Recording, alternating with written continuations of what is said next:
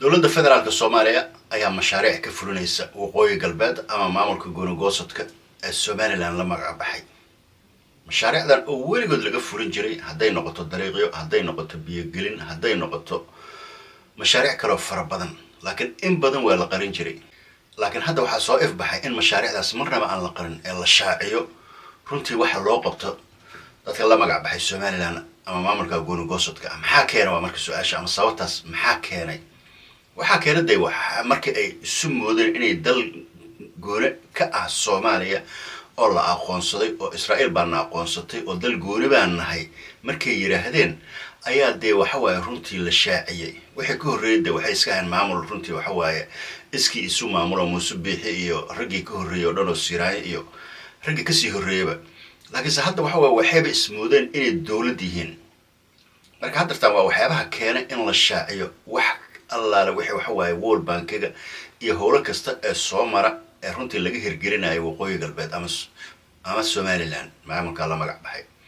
marka bal hadda waa arkaysaan howlaha socda hadday noqoto dariiq hadday noqoto biyo gelin hadday noqoto dhismo mashaariic waliba ku astaysan magaca Soomaaliya oo ay waxba ka dhigi karin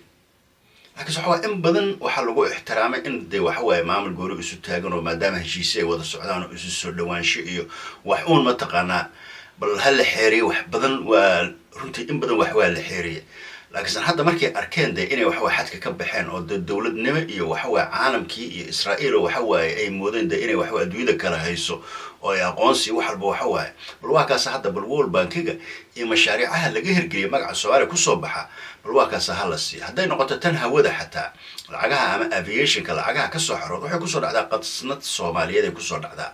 markaas maamul goboleedyada sida qeyraadka loo wada qaybsada ayaa iyadana qaybteeda loo siiyaa nimanka waqooyi galbeed ama Somaliland la magac baxay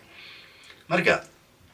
laakiin waxa dadkii dhalinyarada ah waxa ay qaldayaan shacabkooda waxa beenta u sheegayaan laakiin bal hadda cirro waxa waay haduu ismooday inuu waxa waay dawlad meel taagan oo la aqoonsado Israa'iil ay aqoonsato ay tahay bal waa kaas World Bank iyo runtii waxa waay howlgallada adduunka ka socda bal magac Somaliland loogu soo qoro bal loogu soo qori karo adduunkana hore u sheegay inay wax la yiraahdo Somaliland aysan jirin oo Soomaaliya ay tahay Somaliland waxa waay lagu ixtiraamay territorial integrity-gada iyo sovereignty-gada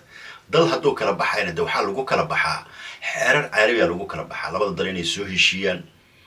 in waxa waay eegad oo ay ka tirsan yihiin oo gobolka ah inay wada hadlaan oo ay runtii u bandhigaan kadib Africa Union kadib hay'adaha kale ama ururada kale caalamiga sida waxa waay jaamacadda Islaamka ururada Islaamka ama waxa waay runtii jaamacadda Carabta in loo soo bandhigaa kadib UN-ka la gooyaa lagu kala baxaa sidaas waa sida Suudaan ay ku kala baxday waa sida waxa waay ex-Yugoslavia ay ku kala baxday marka laakiin dal baan ahay Israa'iil baan aqoonsatay marka waxa runtii qiyaaliga ay ku nool yihiin ama ay shacabkooda har iyo habeen ay u sheegaan tan ayaa tusaale ah in aysan waxa waay dawlad aysan ahayn in aysan dal aysan ahayn in ay wali Soomaali ay yihiin marka waxaan leeyahay baraaruga runtii waxa bal arka waxa aad runtii waxa waay ku hadaaqaysaan in aysan waxba ka jirin Israa'iil aysan waxba aqoonsan